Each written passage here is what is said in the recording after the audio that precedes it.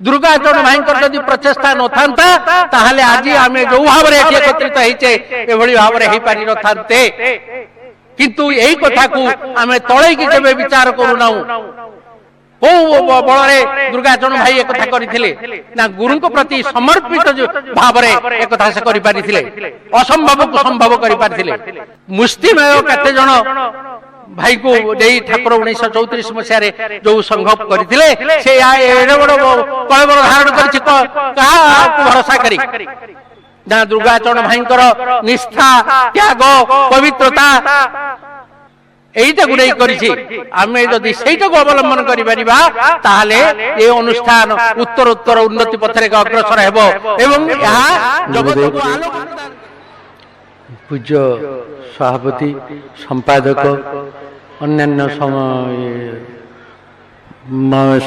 संपादन मंडल कर्मकर्ता एवं भाई भाई और माँ मते किछि आदर्श गृहस्थ संपर्क रे कहया को कह जाय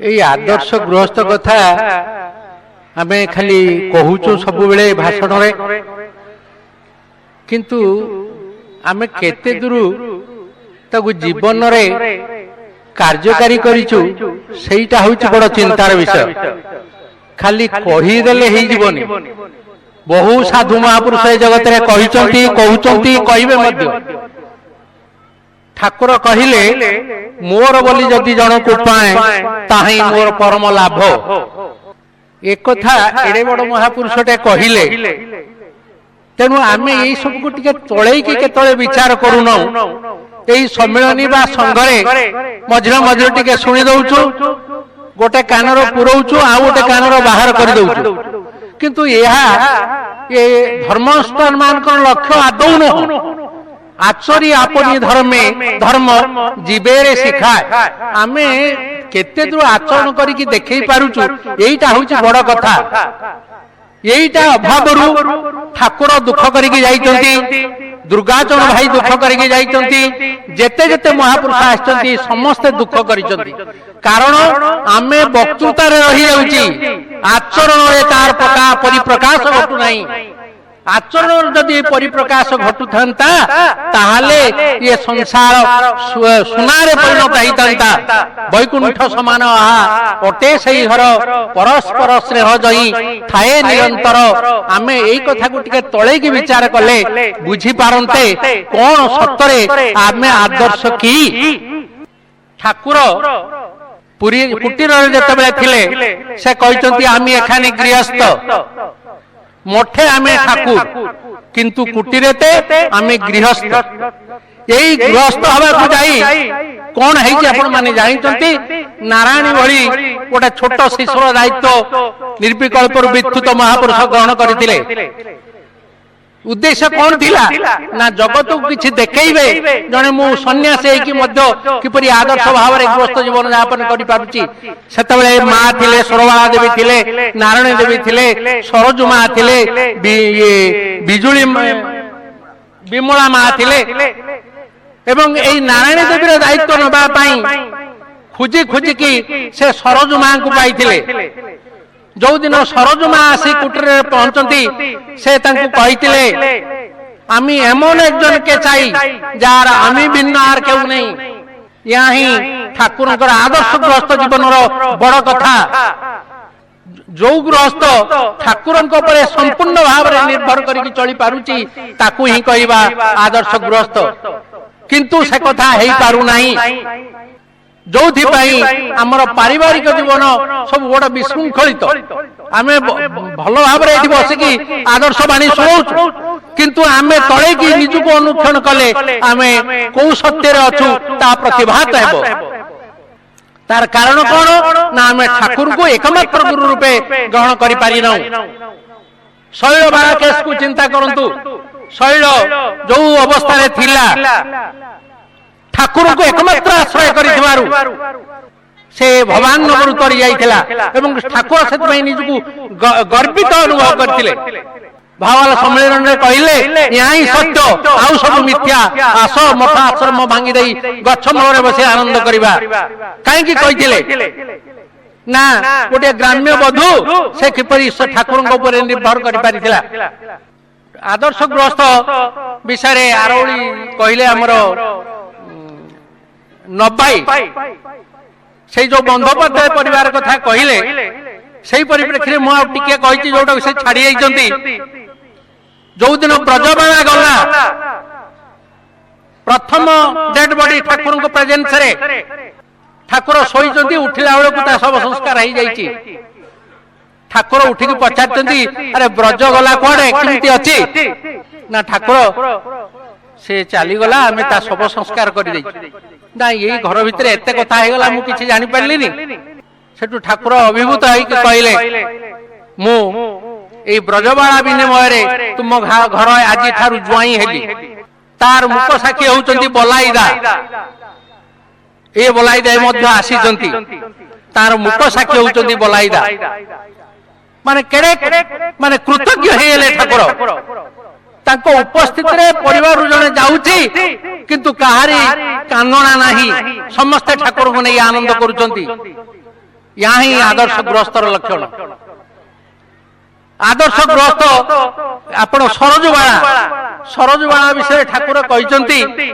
मु सरोज को पाई नारायण दायरु संपूर्ण भाव मुक्त होइछि अच्छा जने बाल्य विधवा को पाई निर्विकल्प विथुत पुरुष जदि श्रीमुख या ताले या ठारू बड़ कथा कौन या ही आदर्श यही आदर्श को रूपायित करवा जीवन में आम प्रत्येक लक्ष्य जदि आम गोटे कथा करूँ ठाकुर संपूर्ण निर्भर करूँ ताहले एक कथार परिसमाप्ति घटब ता नहले एक कथार परिसमाप्ति केबे घटब नाही आमे जो परिवार रे भाई स्वामी स्त्री पुत्र कन्या अच्छु समस्त केतबेले एक मन एक प्राण हो पारू जदि समस्त मनटा ठाकुर को पाद पद्म समर्पित होता है in the true sense of the term खाली मुहरे कहीदेले हबनी मूले करी मते प्रतिष्ठा कर संसार कर्म मूलरे कर्ता होउचंती ठाकुर यही कथाटा को ग्रहण करी हानि लागब ताकरी ऊपर छाड़ी देई आमे निश्चिंत रे संसार कले ताहले एटा हबो आदर्श ताबली जे आमे ठाकुर को धरछि हमर किछि विपद पड़िबनी एक कथा नुहे विपद अनिवार्य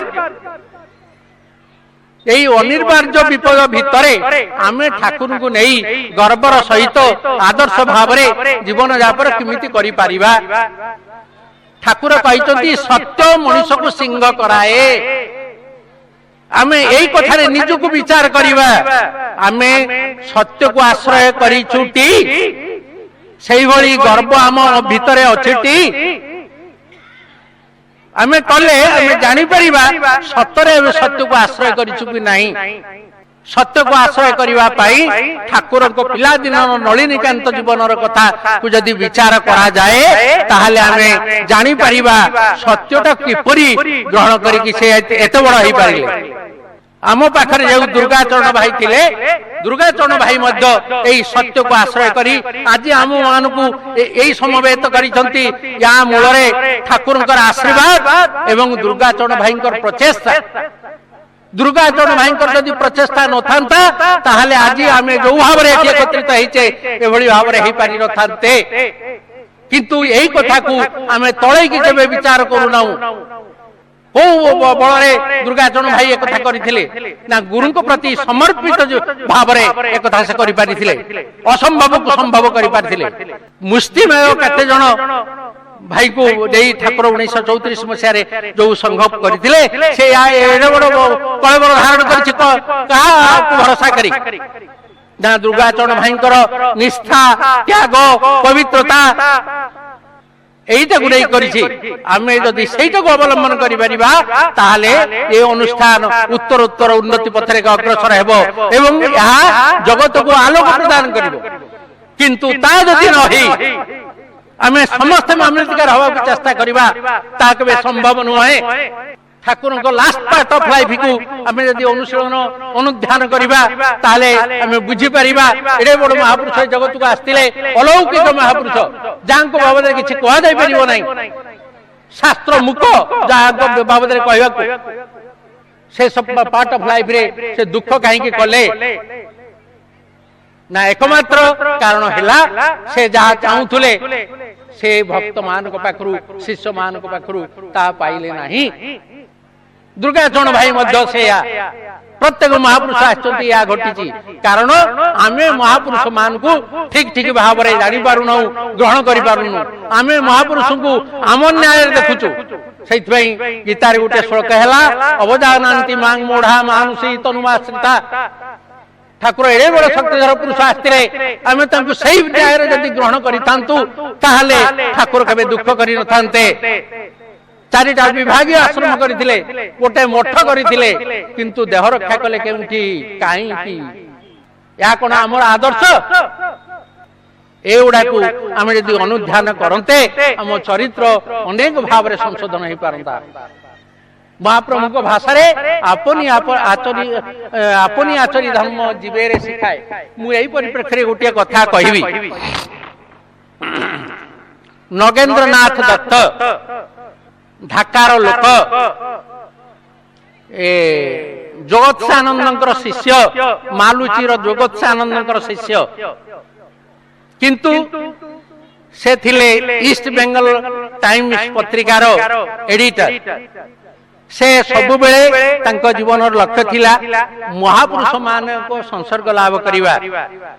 ठाकुर जते बेले पूर्वबंग को जाउथिले से आसुथिले सहित मिसुथिले किंतु ठाकुर तांकर नुहे सत्य एमिति एही परिखिरे ठाकुर दिने नृपेन्द्र गोटे चिट्ठी लिखिचंती सेइथिरे ये नगेंद्रनाथ दत्तଙ୍କ कथा ठाकुर उल्लेख करिचंती। मु टिके सेई कथा टिके पढ़ी दउची मो कहिबार तात्पर्य कोन मु पढ़ी सारले कहिबी। सही समय एक दिन रवि नृपेन्द्र नायकर बाबा नृपेन्द्र नायक राय पुओ एक कथा कहते सही समय एक दिन बाबा तार काछे लेखा ठाकुर चिट्ठी समूह देखते देखते एक खानी चिट्ठी आमाके देखते दिलेन। सही चिट्ठीते ठाकुर अन्यान्य विषय लेखार पर लिखतें एबार ढाका होते आसार पर प्राय नगेन बाबूर मुखखानी आमार चोखेर सामने भेसे उठेছে किंतु से मुखखानी अति दीनता और कातरताय भरा। ये लोक ठाकुरंकर शिष्य नुहे किंतु ठाकुर ए बाबदे तांकु नृपेन्द्र को कहीं लिखिचंती। एई कथा को टिके आमे तळे के विचार करिबा कारण ये लोकंकर चरित्र चाली चलन रंग ढंग व्यवहार ठाकुर को मुग्ध करिथिला। या ही होची आदर्श को नहीं लोक बंचे टंका पैसा नहीं बंचे नहीं। ठाकुर तुगर शिष्य निये किंतु से तांको कन्विन्स करि पारे। एई परिप्रेक्षी आउ टिए कथा कहिबी। ठाकुरंकर नृपेन्द्र मामू द्वारकानाथ नंदी यही बही अच्छी समय नहीं मत 15 मिनट दिया। द्वारकानाथ नंदी से तंत्र साधक ठाकुर ढाका जाइचंती ठाकुर को देखा करी अति विनीत भाव रे शास्त्रलोचन रे कहले ठाकुर मु आपनकर कृपा प्रार्थी मुटिके पुण्णाभिषेक परमहंस साधु नहेले परम पुण्णाभिषेक कई करंती नहीं। आपण ठारू पुण्णाभिषेक पई मु प्रार्थी ना मु विधि मार्गर लोक मु ए सब करि परिबी नहीं। सेटू से नीरव रहिले किंतु ठाकुरंकर आखि तांको प्रति पड़ीची। से ठाकुर जाइचंती नृपेन्द्र घर को ए घटनार वर्षक परे से शज्या साई नृपेन्द्र मामू से नृपेन्द्र कहते बाबा ठाकुर जदि केतबेले आसंती मोर अवस्था कहबू मु तो जीवा प्राय किंतु मोर शेष विलास ठाकुर को टिके दर्शन कर।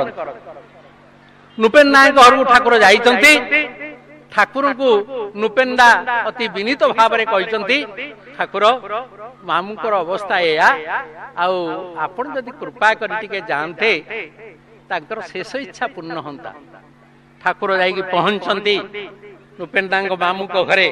ସେ ଶଯ୍ୟାଶାୟୀ, ସେ କହୁଛନ୍ତି ଅତି କାତର କଣ୍ଠରେ, ଠାକୁର ପ୍ରଣାମ କରିବାକୁ ଭାରି ଇଚ୍ଛା, କାରଣ ଆଜି ମୋ ପାଖରେ ଆପଣ ପହଞ୍ଚନ୍ତି, କିନ୍ତୁ ମୁଁ ଉତ୍ଥାନ ଶକ୍ତି ରହିତ। ଆପଣ କୃପା କରି ଯଦି ପାଦଟି ମୋ ମସ୍ତକରେ ଅର୍ପଣ କରନ୍ତେ ତାହେଲେ ମୁଁ ଧନ୍ୟ ହୁଅନ୍ତି। ଠାକୁର ଖଟ ଉପରକୁ ଉଠି ଯାଇଛନ୍ତି, ପାଦଟିକୁ ତାଙ୍କ ମଥା ଉପରେ ରଖିଛନ୍ତି। ସେ ଶାଶ୍ରୁ ଲୋଚନରେ ସେଇଠି ହାତ ଯୋଡ଼ିକି ପ୍ରଣାମ କରିଛନ୍ତି। ସେଠୁ ଠାକୁର ଓହ୍ଲେଇ ଆସିଛନ୍ତି। ଠାକୁର ପଚାରିଛନ୍ତି, ଆଉ କିଛି ଦିନ ବଞ୍ଚିବାକୁ ଚାହୁଁଛ? ସେ ତାଙ୍କ ମାମୁଁ କହୁଛନ୍ତି, ଠାକୁର ମୋର ଶେଷ ଇଚ୍ଛା ପୂର୍ଣ୍ଣ ହେଇଛି, କୃପା କରି ମତେ ବିଦାୟ କରନ୍ତୁ। ନା ନା, ତୁମେ ଆଉ କିଛି ଦିନ ରହିଯାଅ। ଏବଂ এই ঘটনা পরে সে আস্তে আস্তে আরোগ্য লাভ କରିଛନ୍ତି। মাসক ভিতরে সম্পূর্ণ সুস্থ এবং তারপরে সে 10 ବର୍ଷ বঞ্চিଛନ୍ତି। তাহলে ଆପଣ ଦେଖନ୍ତୁ, ଇଏ ଠାକୁରଙ୍କ ଶିଷ୍ୟ ନୁହଁ, କିନ୍ତୁ ଠାକୁର କାହା ଆକର୍ଷଣରେ ସେଠିକି ଯାଇଥିଲେ? ଏହା ହିଁ ଆଦର୍ଶ।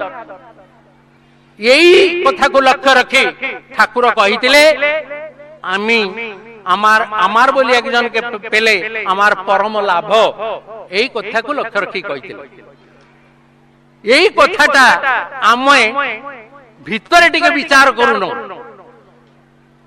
ଏଗୁଡାକ ଆମେ ଯାହା ସବୁ ବିଚାର କରୁଛୁ ବହିରଙ୍ଗ ଭାବରେ, ଅନ୍ତରଙ୍ଗ ଭାବରେ ଆମେ ବିଚାର କରୁନୁ। ଠାକୁର ବହିରଙ୍ଗକୁ ଦେଖିବେ ନାହିଁ, ଠାକୁର ଯାହା ଦେଖିବେ ତୁମର ଭିତରକୁ। ଶୈଳ ଡାକିଥିଲା ତ୍ରିପୁରାରେ, ଠାକୁର ପୁରୀରେ। ନିଗମ ଲହରରେ ଗୋଟେ ଗୀତ ଅଛି, ଏକା କାଳେ ପୁରୀ ତ୍ରିପୁରାରେ ପୁରୀ। କହିଲେ ଦେଖି, 16-17 ବର୍ଷର ଗ୍ରାମ୍ୟ ବହୁଟିଏ, ଘୋର ଦୁର୍ଦିନ, ସ୍ୱାମୀ ଶଯ୍ୟାଶାୟୀ, କେବଳ ତାର ଦିନର ପ୍ରଣତି କୃପାନାଥଙ୍କୁ ଜଣାଇଛି। ଏବଂ ଏହି ଅବସରରେ ଠାକୁର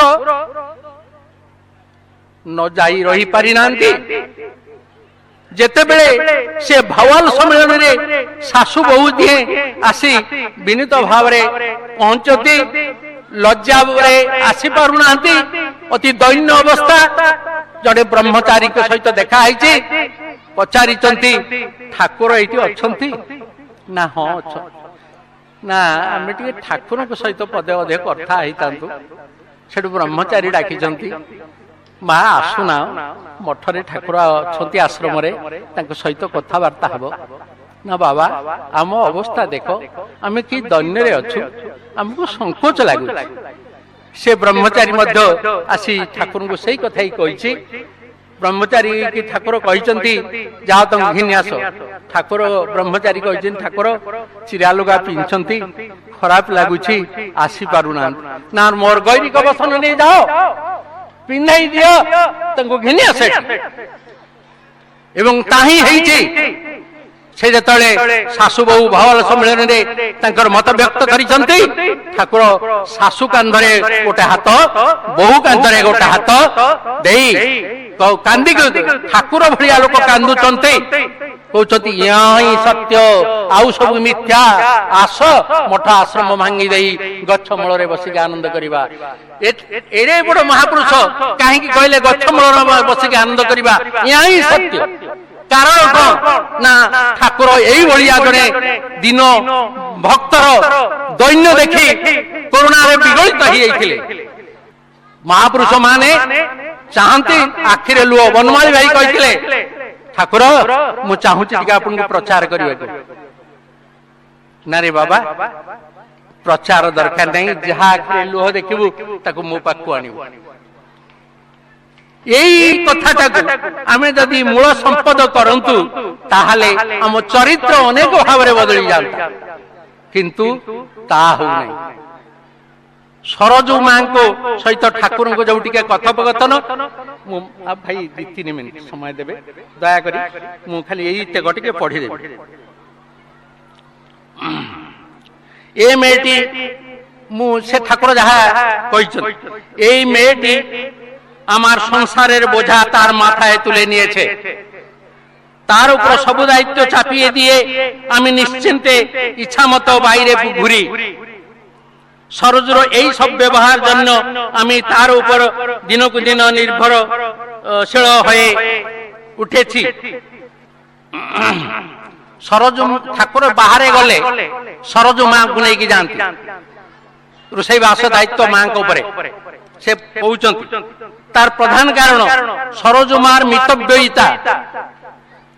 সেবকদের পাকের রীতি ছিল রাজসিক, বেশি তেল মশলা দিয়ে ব্যঞ্জন তৈরি ঠাকুরের প্রীতিকর ছিল না। কোনদিন কোন কারণেও ভোজ্য বস্তুতে আড়ম্বর দেখিলে শ্রী শ্রী ঠাকুর বিরক্ত হতেন। এইথিপাই সরোজ মাটিকে বাহারକୁ যুଆଡେ ଯିବାକୁ ହଉଥିଲା ନେଇକି ଯାଉଥିଲେ। କାରଣ ଏଇ ଯୋଉ କଥା, ଏଇ କଥା ଗୁଡାକ ଆମେ ଯୋଉ ଠାକୁରଙ୍କ ପାଇଁ ଭୋଗ ପ୍ରସ୍ତୁତ କରୁଛୁ, ଠାକୁରଙ୍କ ଦିନଚର୍ଯ୍ୟାରେ ଯାହା ଅଛି ଆମେ ତାକୁ ଟିକେ ଦେଖେଇକି ବିଚାର କରିକି କରୁନୁ। ଆମେ ଆମ ମନକୁ ଯାହା ଉସି କରୁଛୁ।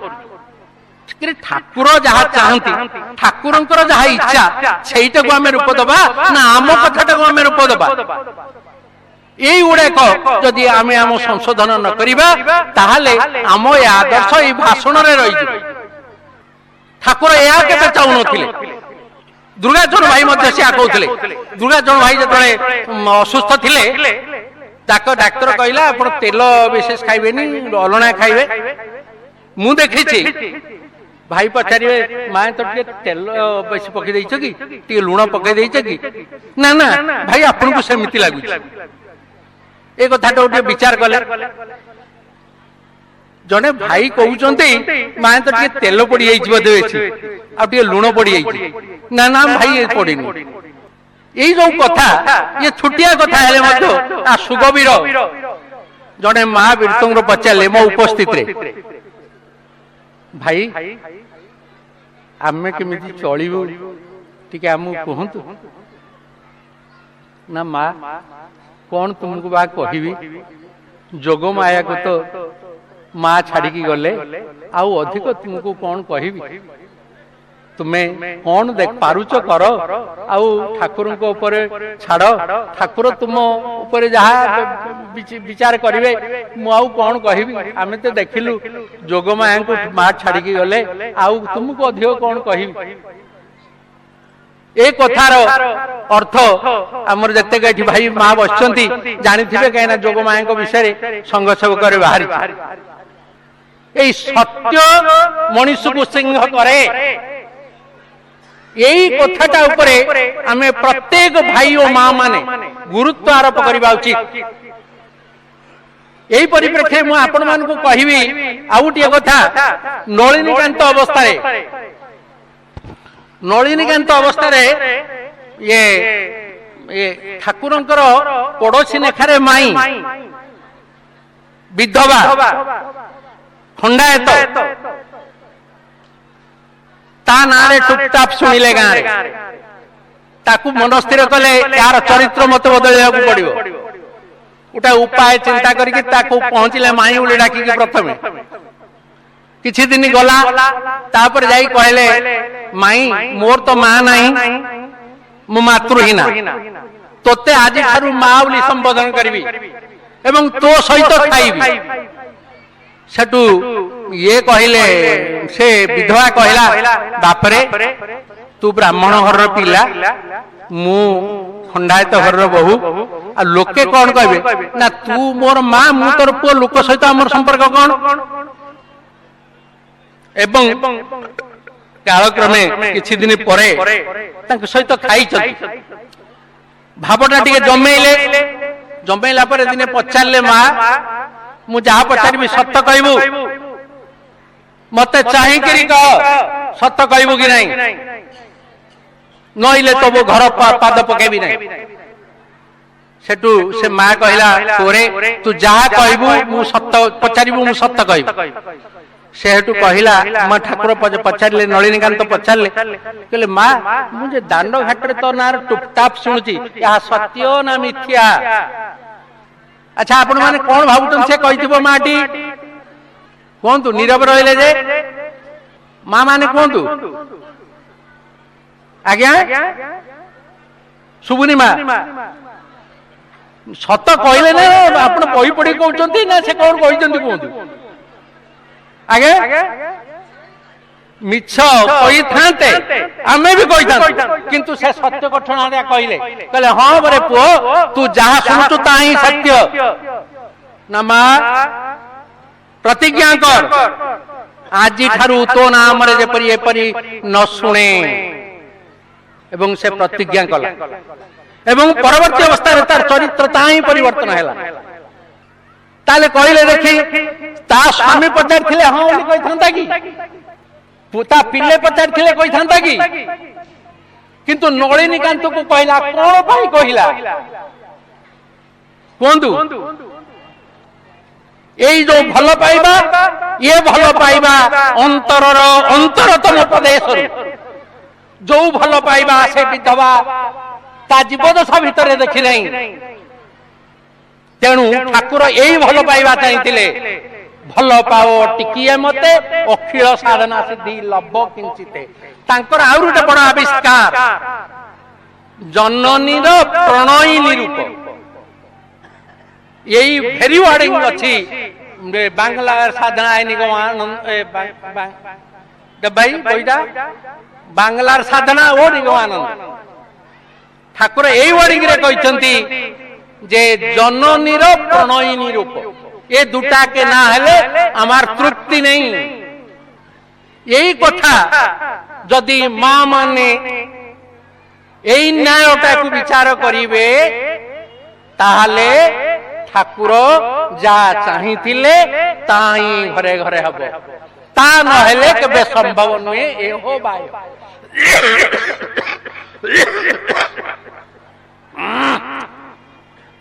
तेणु ये संपादक भाई आमर मते डेंगुरा लगे देलेनी हौ भाई मु आपण मानकर आउ समय नष्ट करिबिनी मोर जहा भूल त्रुटि हिची आपण माने आपण को क्षमा गुण रे मते क्षमा देई कृतार्थ करिवा।